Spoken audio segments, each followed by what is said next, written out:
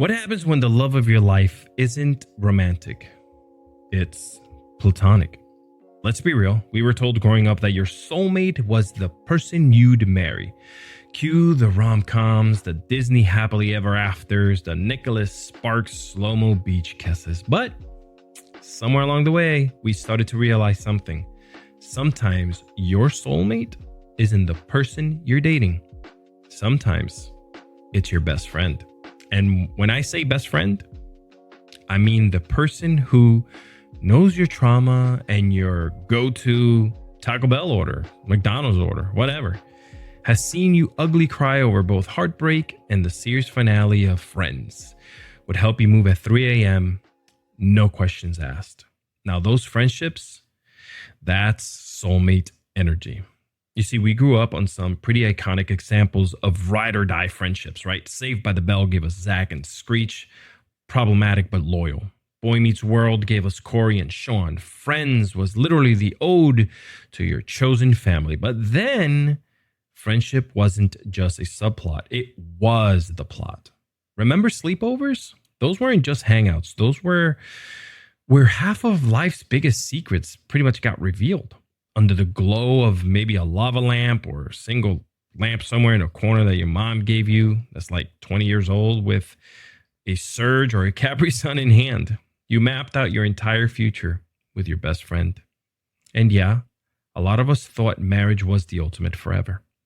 But our first real taste of unconditional love, it probably came from a friend. When your best friend is your soulmate, it changes how you see relationships, right? It's not about titles. It's about the bond. They're the ones who send you a meme when you're spiraling because they know you're spiraling before you could even say a word. They're the ones who has celebrated every victory, right? Even the dumb ones, like finally beating your favorite video game, like Mario Kart or something. They're the ones who call you out lovingly when you're making the same mistake for the third time.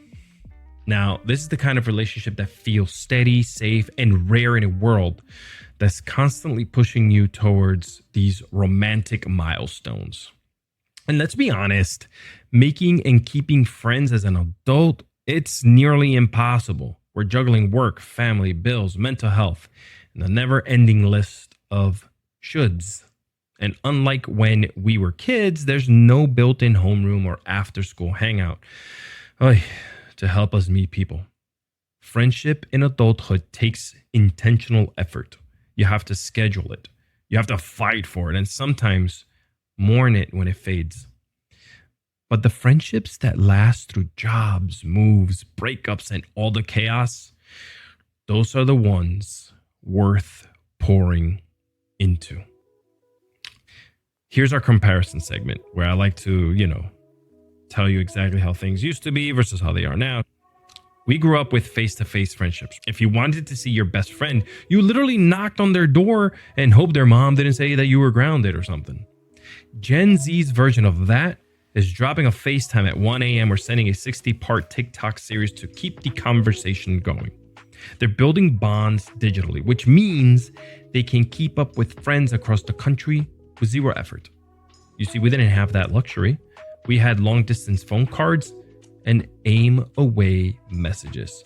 By the way, brownie points if you remember your original AIM name or AOL name, whatever you want to call it. But here's the trade-off. We built friendships on shared physical spaces and time spent together. They build them on constant contact. Neither is better or worse, but they're different, right? For us, right? Those moments where you were actually there, man, do they hit different. Here's the secret to keeping those friendships alive. You treat them with the same care you would a romantic partner. You check in, you apologize when you're wrong, you celebrate their wins like they are your own.